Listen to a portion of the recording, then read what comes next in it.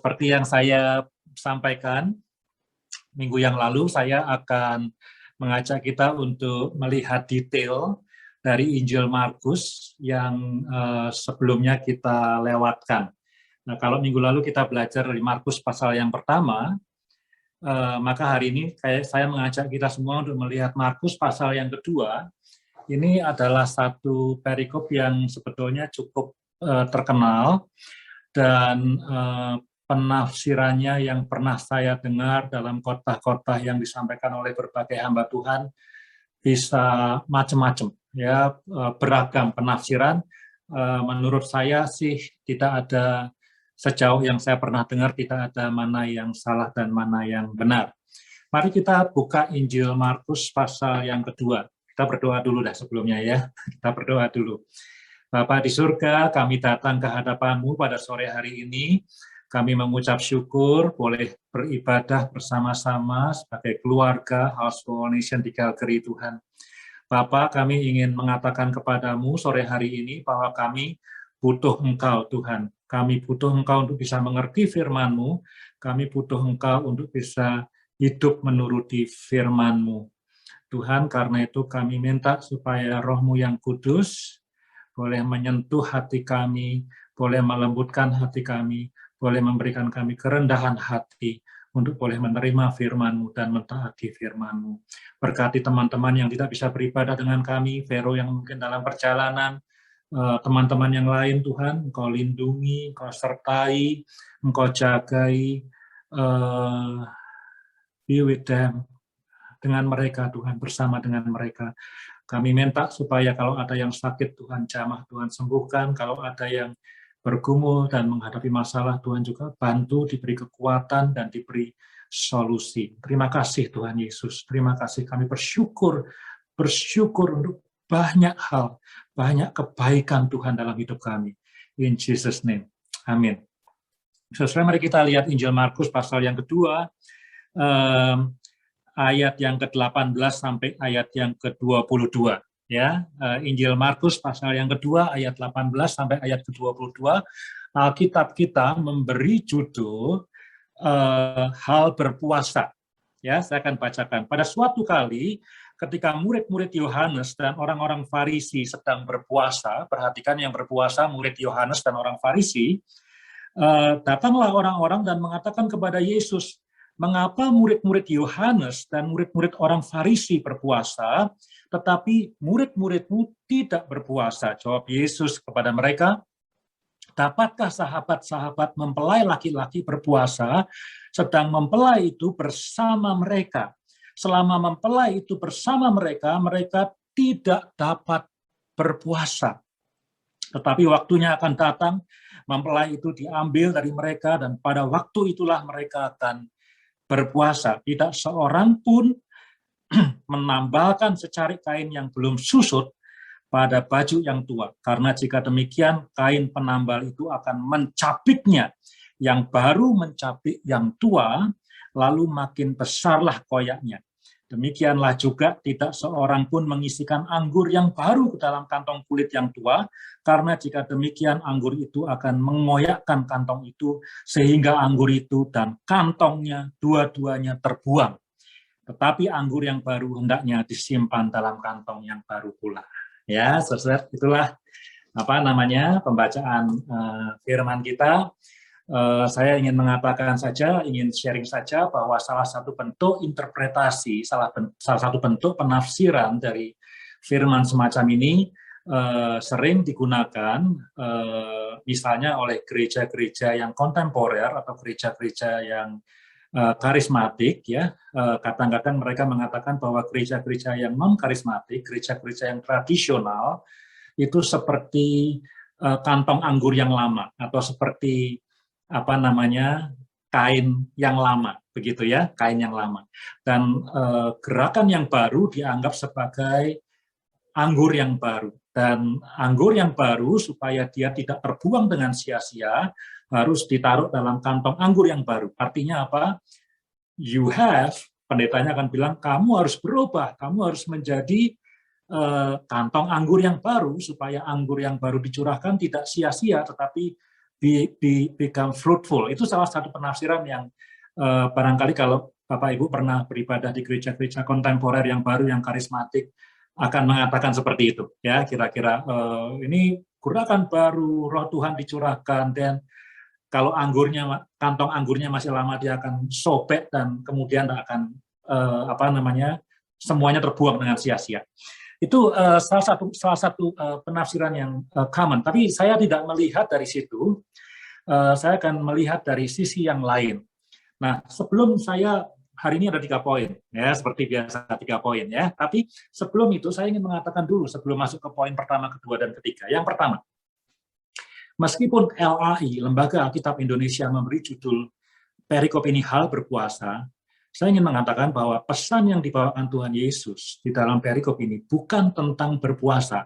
Saya tidak mengatakan bahwa berpuasa itu tidak penting. Berpuasa itu penting dan merupakan disiplin rohani, ya, spiritual discipline, selain doa, selain baca Alkitab, selain melayani. Salah satunya adalah fasting. Is very important. Dalam Alkitab kita kira-kira ada 65 times, lebih dari 65 kali peristiwa berpuasa, menunjukkan bahwa ini penting. Ya, bayangkan Alkitab kita 66 buku kan. Kalau ada 65 kira-kira tentang berpuasa, berarti setiap buku kira-kira at least mention one tentang puasa. Jadi penting ini, berpuasa bukan hal yang tidak penting, tapi perikop ini bukan tentang berpuasa. Nah, meskipun perikop ini bukan tentang berpuasa, tapi saya perlu menjelaskan apa itu arti biblical fasting. Cepat saja ya. Pertama harus hati-hati, saya tidak membatasi saudara untuk berpuasa dengan tujuan-tujuan yang lain ya. Silakan berpuasa dengan tujuan A, tujuan B, tujuan C gitu ya. Even kalau berpuasa supaya kurus ya, it's okay gitu ya.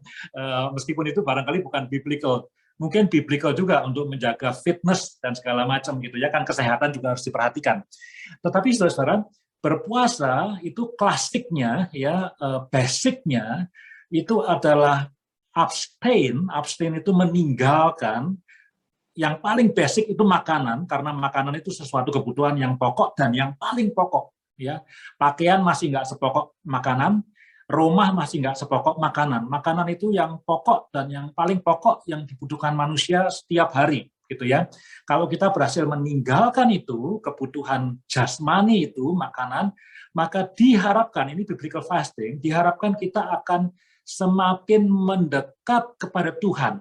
Jadi itu the basic idea of biblical fasting is to be abstain from physical needs gitu ya, kebutuhan jasmani. Sekarang bisa aja kebutuhan itu berupa cell phone ya. Saya tahu kita tergantung sekali pada cell phone. Saya bukan menghalangi kita untuk main atau apa, tapi you know what I mean gitu ya. Kita mencoba untuk mengurangi semua yang kesibukan kita dengan harapan kita come closer to God. Orang-orang Puritan tahu ya, di kekristenan di Inggris. Jadi orang-orang Puritan itu yang very conservative, sangat zealous kepada Tuhan. Secara doktrin mereka reform yang masuk ke UK gitu ya. Orang-orang Puritan itu dalam tulisan klasiknya mengatakan bahwa puasa itu fattening your soul and your spirit. Jadi badannya dikuruskan, tapi jiwa dan rohaninya digemukkan. Ya, menarik ya, mereka pakai istilah fattening. Jadi dengan puasa kita menghindarkan makanan, ngurangin nasi, ngurangin kopi, ngurangin apa yang kita suka ya, dikuruskan semua yang jasmani, tapi jiwa dan rohnya di fattening, digemukkan, disehatkan gitu. Itu puasa. Jadi tujuannya supaya kita come closer to God. Ya, itu biblical fasting, basicnya seperti itu. Entah nanti tujuannya mau minta ampun, pertobatan dan segala macam, intinya come closer to God. Nah, ketika orang-orang melihat bahwa muridnya orang-orang Farisi jelas ya, Alkitab sering berkontradiksi dengan Tuhan Yesus, berpuasa, tapi murid-muridnya Yohanes Pembaptis kan orang yang sebetulnya promoting Jesus, right? Orang yang sebetulnya bukan orang Farisi, bukan musuhnya Tuhan Yesus. Ternyata dua-duanya ini berpuasa, tapi muridnya Tuhan Yesus itu tidak berpuasa. Nah, jawaban Tuhan Yesus adalah, kalau mempelainya di sini, masa tamu-tamunya terus harus berpuasa? Maksudnya gini, supaya nggak bingung ya. Kan tadi biblical fasting tujuannya untuk come closer to God, right? Nah, Tuhan Yesus ngomong, sekarang aku di sini mau lebih closer gimana lagi? Wong aku sudah di sini kok. Ya toh? Kok masih mau puasa lagi? Itu yang dicari apa? Wong aku di sini, kata Tuhan Yesus. Aku sudah di sini, kamu enggak perlu puasa lagi. Nanti kalau aku pergi, kira-kira gitu ya, ada waktunya anak manusia diambil gitu, naik ke surga. Nah, you need to fast again. But sekarang aku di sini, mau lebih dekat seperti apa lagi? Kamu sudah ada di sebelahku, makan bersama, tidur bersama, pergi bersama. Mau minta apa lagi? Kira-kira begitu. Nah, itu saya jelaskan background-nya. Jadi bukan puasa tidak penting, tapi jawaban Tuhan Yesus punya arti seperti itu. Nah, sekarang saya baru mau masuk ke 3 poin yang saya ingin sampaikan dari pengajaran Tuhan hari ini. Yang pertama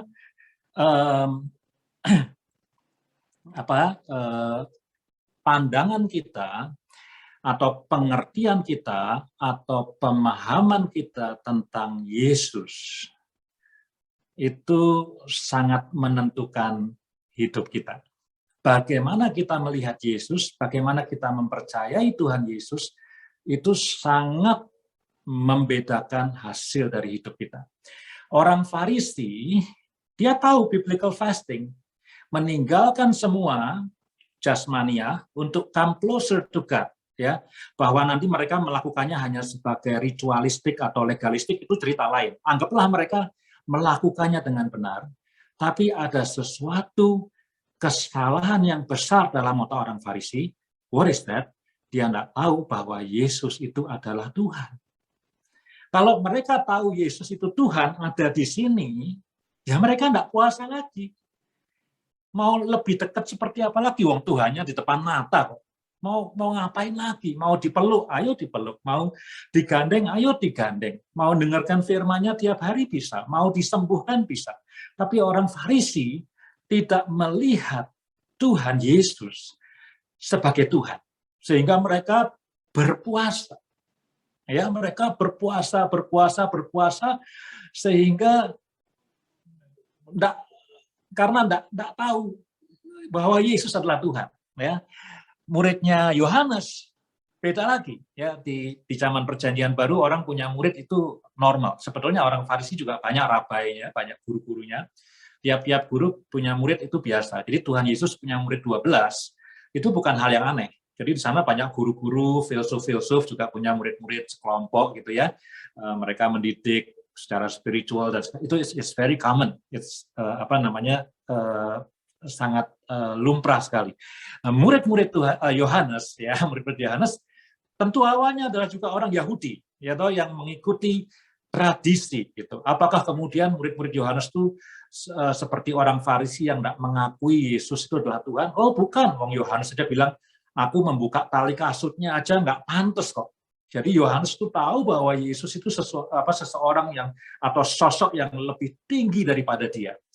Problemnya, dan ini problem dari perikop ini, bahwa murid-murid Yohanes adalah tipe orang yang masih sangat terikat oleh tradition yang digambarkan di dalam perikop yang kita baca tadi adalah kain yang tua, adalah kantong anggur yang lama, dipegang erat-erat tradition, gitu ya, sehingga meskipun gurunya tahu bahwa Yesus itu adalah Tuhan, mereka tidak menghentikan the tradition, the oath. Jadi murid-murid Yohanes itu, saya tidak mau bilang sinkret ya, tahu sinkretisme. Sinkretisme itu dua agama dicampur gitu ya. Ini bukan seperti itu, tapi mirip-mirip seperti itu.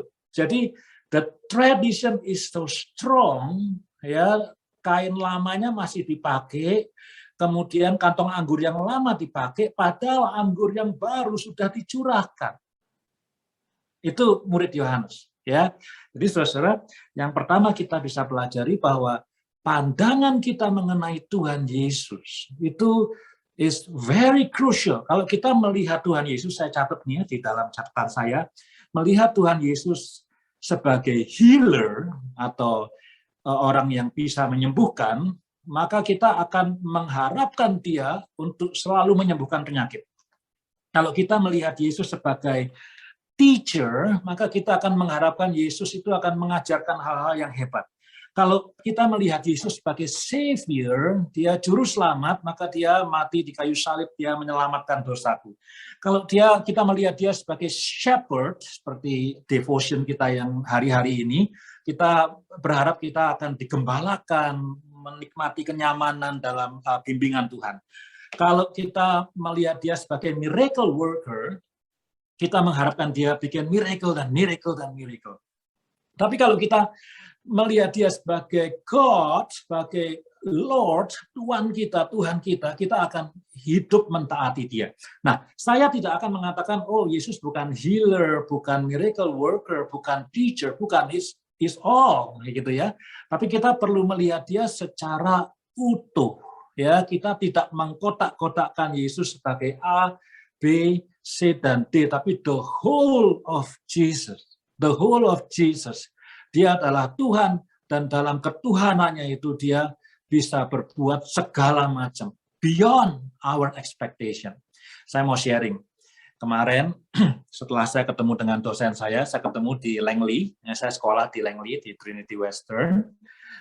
Setelah ketemu, jadi Pak Sony ngedrop saya ketemu dengan dosen saya, makan siang sambil ngobrol 1 jam lebih. Setelah saya selesai, saya telepon Pak Sony, dia jemput saya, tapi tentu saya punya waktu untuk menunggu gitu ya. Dan menunggu, saya coba untuk telepon, saya punya teman SMA, satu angkatan tinggal di Langley. Saya telepon tapi tidak diangkat, dan kemudian agak sore dia telepon saya. Lalu saya tanya, dia orang yang bertobat ketika SMA, datang di persekutuan kami, ikut retreat, kemudian bertobat, puji Tuhan, ya. Dan saya tahu dia orang yang sungguh-sungguh. Sebelum saya pindah ke Calgary, saya ketemu dengan dia beberapa kali, dan dia suka tanya kepada saya tentang kekristenan, dan saya tahu dari pertanyaannya, ini bukan pertanyaan yang biasa-biasa saja, dia orang yang seeking the truth, gitu, orang yang seriously seeking the truth, yang tidak puas dengan jawaban-jawaban simpel yang biasa diterima oleh jemaat. Jadi kemarin saya telepon dia telepon balik, nah, kemudian saya tanya gimana kabarnya dan segala macam. Saya undang dia untuk datang ke ibadah saya, ibadah jam 3 sore waktu Vancouver, tapi dia bilang sama saya, mungkin dia agak sungkan, dia bilang saya udah 2-3 tahun ini tidak ke gereja, tapi bukan tidak Kristen. Saya tanya, kenapa? Ini saya mau sharing aja. Dia bilang, saya belajar sungguh-sungguh dari Alkitab, tentang Tuhan Yesus. Ya, belajar sendiri, tidak ada gurunya, belajar. Saya tahu dia sehari bisa membaca berpasal-pasal, itu. Cuma orang yang seeking the truth. Perhatikan ini kata-kata dia. Hati-hati ya, jangan salah ngerti ya. Dia bilang begini, Tuhan Yesus yang aku temukan di dalam Alkitab, itu 180 derajat berbeda dengan Tuhan Yesus yang diajarkan di gereja-gereja. Kaget saya. Waduh, ini kaget saya ya. Saya kaget dalam arti kok sampai se-ekstrim itu, gitu ya. Saya tahu gereja tidak sempurna, saya tahu di gereja banyak kumpulan orang berdosa, termasuk pastornya, penafsiran bisa macam-macam, gitu ya.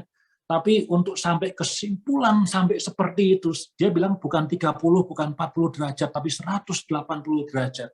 Yesus yang aku temukan di dalam Alkitab itu beda dengan Yesus yang dikoar-koarkan di dalam khotbah-khotbah hari ini. Waduh. Anyway, saya tidak mau cerita panjang, ya. Saya ngobrol sama dia kemarin setengah jam dan tidak mau terlalu cepat judging. Tapi saya diingatkan, karena sambil menyiapkan khotbah ini, bahwa pandangan kita mengenai Tuhan Yesus itu sangat menentukan the quality of our faith. Siapakah Yesus? Who is this Jesus? Itu sangat menentukan. Nah, saya mengundang kita semua, jemaat House Foundation di Calgary, untuk merenungkan hari ini. Who is Jesus for me, for you and me? Siapakah Tuhan Yesus untuk kita? Ya, jangan dikotak-kotakkan, hanya mengharapkan kesembuhan dari dia, hanya ingin mendengarkan pengajaran yang bagaimana dari dia. Dia adalah Tuhan yang komplit, dan dia adalah Tuhan juru selamat, gembala, pengajar, apalagi Tuhan ya yang harus ditaati. Dia yang memiliki kita. Itu poin yang pertama. Ya, jadi penting sekali Yesus itu figur yang penting yang merubah nasib dunia ini. Kita perlu mengerti siapa dia, ya, dan pemahaman kita mengenai dia menentukan hidup iman kita. Yang kedua, Tuhan Yesus itu membawa sesuatu yang baru. Jelas, jadi yang bahwa ada sesuatu yang baru dibawa oleh Tuhan Yesus, atau barangkali teman-teman gereja karismatik lebih menekankan itu sebagai the Holy Spirit, is okay. Holy Spirit is even newer, gitu ya. Setelah Yesus, Holy Spirit datang, gitu ya. Tuhan Yesus membawa sesuatu yang baru. Maka itu ada perjanjian lama dan ada perjanjian baru, right? Meskipun Tuhan Yesus tidak menghapuskan perjanjian lama atau Taurat, tapi menggenapinya, tapi ada perjanjian lama dan ada perjanjian baru. Ada Yudaisme, ada Christianity, ya, kan Christianity, ya kalau mau dibilang lahir dari Yudaisme, ya. Yesus pun seorang Yahudi, gitu ya. Tapi ada satu perbedaan yang signifikan, yang discontinue, gitu ya. Ada yang discontinue, yang betul-betul a new dan old, ya. Di dalam perjanjian lama atau di dalam iman Yudaisme misalnya, manusia itu mencari Tuhan, right? Manusia mencari Tuhan dengan apa? Membakar korban, datang ke bait suci dan segala macam. Tetapi di dalam perjanjian yang baru, jangan bayangkan Alkitab, tapi dalam the New Covenant, this is the Old Covenant, Tuhan mencari manusia. Yang mencari siapa? Lah itu dikirim Tuhan Yesus, right? Jadi Tuhannya bukan nyari manusianya, bukan cuma abstrak, bukan cuma dari jauh, tapi dikirim Tuhan Yesus hidup di tengah-tengah manusia menjadi daging, right? Jadi yang satu man seeks God, yang satu God seeks man. Gitu. Yang satu manusia berusaha mencari Tuhan, yang satu Tuhan berusaha mencari manusia. Dan ini distinctively Christian faith. Barangkali semua agama yang lain, entah itu Islam, Buddha, Hindu, dan yang lain-lainnya, adalah manusia mencari Tuhan. Tapi Tuhannya orang Kristen actively send His only Son, Jesus Christ, to save us, to seek us, to find us. Itu yang discontinue. Yang kedua, di dalam perjanjian lama, di Old Covenant, orang diselamatkan karena perbuatannya. Ya, orang diselamatkan karena perbuatannya. Tapi the New Covenant, ini juga discontinue. Manusia diselamatkan by the grace of God. Ini juga distinctively Christian faith. Jadi, saudara bisa mengatakan, bisa mengajar orang lain, bedanya iman Kristen dengan iman-iman yang lain apa? This is distinctively Christian faith, Christianity. Karena kita tidak mampu untuk menyelamatkan diri sendiri, tapi kita bisa diselamatkan only by the grace of God. Yang ketiga, yang discontinue. Di perjanjian yang lama, in the Old Covenant, the quality of iman dari manusia ditentukan oleh the faithfulness of us. Jadi kesetiaan kita kepada Tuhan itu what is matters, ya. What is matters is our faithfulness. Tapi di dalam New Covenant, what is matters is God's faithfulness. Itu discontinue, ya. Jadi saya enggak mau khotbah bahwa yang the newness itu tentang bahasa roh atau tentang karunia Roh Kudus, semuanya itu betul. Atau tentang puji-pujian lagu yang baru di-compare dengan puji-pujian lagu himne. Saya enggak mau khotbah itu. Saya tahu banyak yang khotbah itu. Yang lama enggak percaya mujizat, yang baru percaya mujizat. Yang lama enggak percaya kesembuhan, yang baru percaya kesembuhan. Yang lama lagunya himne, yang baru lagunya lagu-lagu yang kontemporer gitu ya. Yang lama enggak percaya karunia Roh Kudus, yang baru percaya karena it's okay. Tapi yang very biblical dan jelas dan tidak free interpretation, ada at least 3 discontinuity. Siapa yang mencari Tuhan? Itu perjanjian lama. Perjanjian baru, Tuhan yang mencari manusia. Ya, manusia diselamatkan oleh anugerah. Perjanjian baru. Perjanjian lama, manusia diselamatkan oleh perbuatannya. Manusia, kesetiaan manusia menjadi yang paling utama dalam perjanjian lama. Tapi kesetiaan Tuhan menjadi yang paling utama di dalam perjanjian baru. Ya, itu yang kedua. Jadi tadi yang pertama bagaimana kita memandang Yesus menentukan hidup kita, dan yang kedua adalah the newness yang dibawa oleh Tuhan Yesus melalui pelayanannya dalam dunia ini. Yang ketiga tentu supaya praktikal khotbah ini, kita juga diminta untuk memiliki hidup yang baru. Jadi bukan cuma tadi kan anggur dan kantongnya itu menggambarkan nasihat kepada pendengarnya, kepada kita. Jadi the newness yang baru itu harus ditampung dalam kantong yang baru. Saya mau bicara soal morality.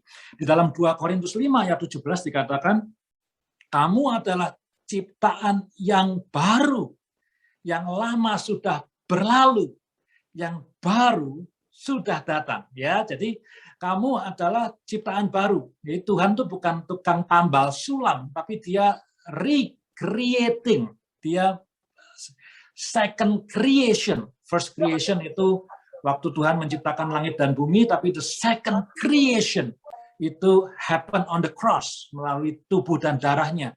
Setiap orang yang bertobat percaya menjadi ciptaan baru, bukan ditambal sulam, tapi a new creation. Ya, a new creation. Itu 2 Korintus 5 ayat 17. Kolose 3 ayat 5 sampai 17, bisa dibaca panjang itu ya. Itu dikatakan singkatnya, kita harus menanggalkan pakaian yang lama dan mengenakan pakaian yang baru. Jangan nempel pakaian yang lama. Itu jelas bertentangan dengan perikop ini. Ya, kalau kain lama ditempel dengan kain baru, sobek, gitu ya. Jadi menanggalkan, manusianya sama, bakatnya sama, tinggi badannya sama, wajahnya sama, rambutnya sama, tapi pakaian yang lama harus dibuang, bukan ditempel. Dibuang, diganti dengan pakaian yang baru. Itu bicara soal isu morality. Buanglah ini, buanglah itu, kemudian ganti dengan kasih, kesabaran, dan yang lain-lain. Nanti baca sendiri Kolose 3 ayat 5 sampai 17. Nah, saudara, saya beri contoh, saya adalah orang yang pernah beberapa kali nempel celana. Ya, di sekolah anak-anak saya harus pakai seragam. Ya, seragam kalau buat saya lumayan mahal. Ya, jadi saya biasa beli seragam yang bekas. Di sekolah ada jual kadang seragam bekas ya, setahun 2 kali. COVID ini enggak jual, tapi kita beli yang bekas. Celana bisa dapat $10. Kalau beli baru berapa? 40 lebih gitu ya. Kita beli bekas saja, wong anak-anak growing terus kan. Tapi bukan hanya beli bekas, kadang-kadang yang rusak itu pasti bagian lututnya dulu. Ya, lutut rusak. Saya beli kain di Walmart yang warnanya sama, ya toh, ditempel situ, disetrika.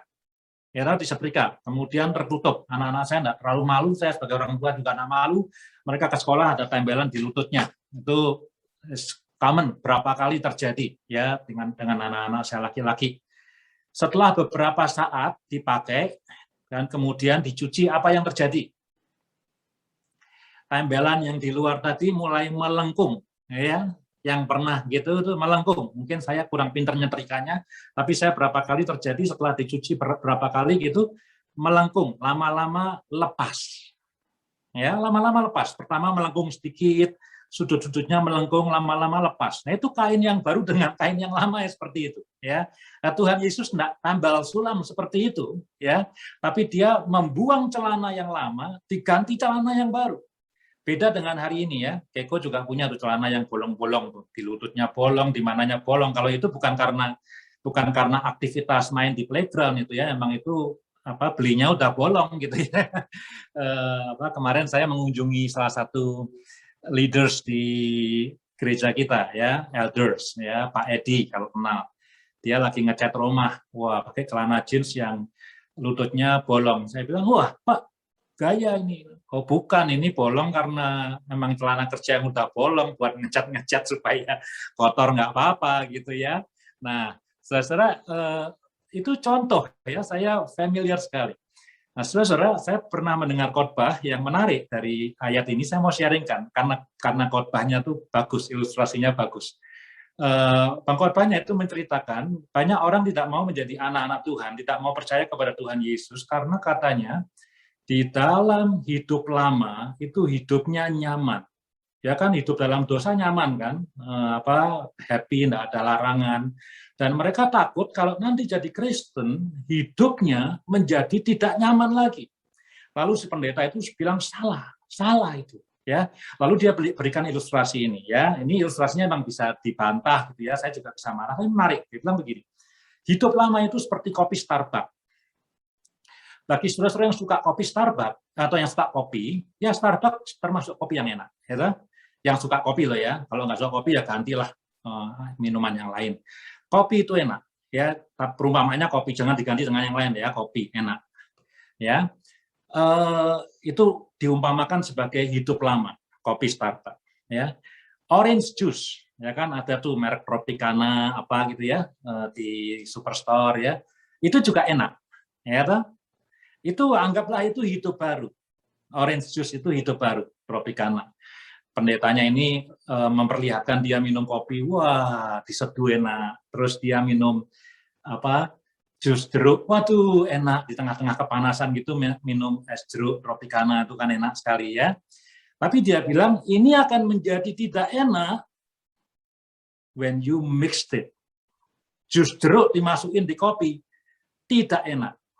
Hidup Kristen yang tidak enak, itu orang yang tidak mau menanggalkan hidup lama, masuk ke dalam hidup yang baru. Pasti tidak enak. Dan saya ingin mengatakan, saya bilang, amin sekali. Aminnya apa?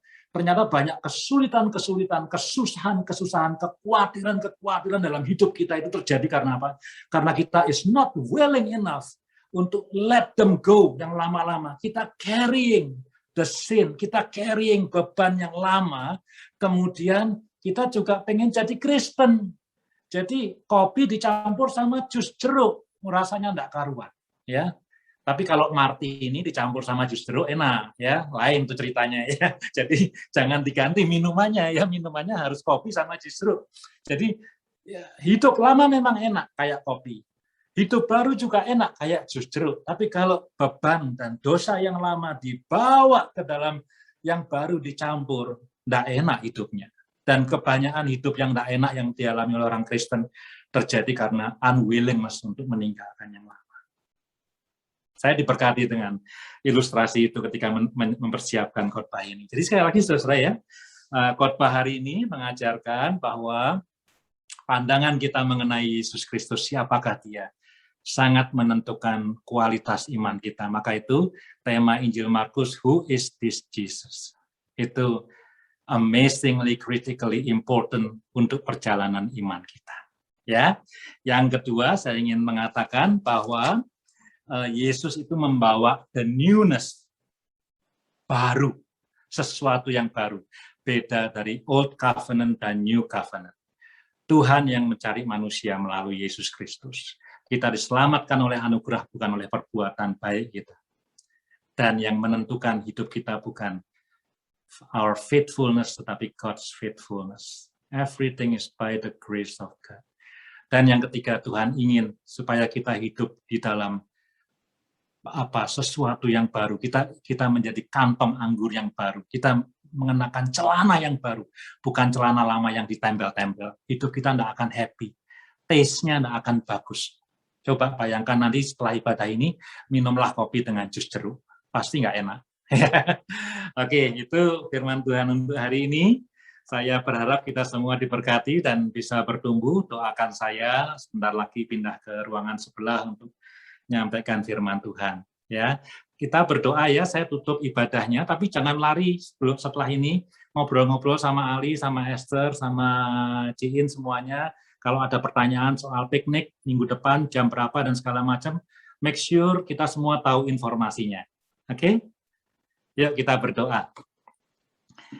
Bapa di surga, terima kasih untuk firman-Mu yang ajaib, firman-Mu yang penuh kebenaran, firman-Mu yang luar biasa. Tuhan, kami ingin hidup kami menjadi hidup yang tasteful, hidup yang dirasa enak, bukan campuran kopi dengan jus jeruk. Kami ingin hidup seperti kantong anggur yang baru. Kami ingin hidup seperti pakaian yang baru, bukan hidup yang tambal sulam. Tolong kami Tuhan untuk rela dan mau mengambil komitmen, meninggalkan semua yang lama, meninggalkan semua beban, kekhawatiran, dosa, kelemahan-kelemahan, kebiasaan buruk Tuhan, dan hidup di dalam pembaharuan anugerah Tuhan. Tolong kami Tuhan Yesus. May your word or let your word speak to us personally and transform our life.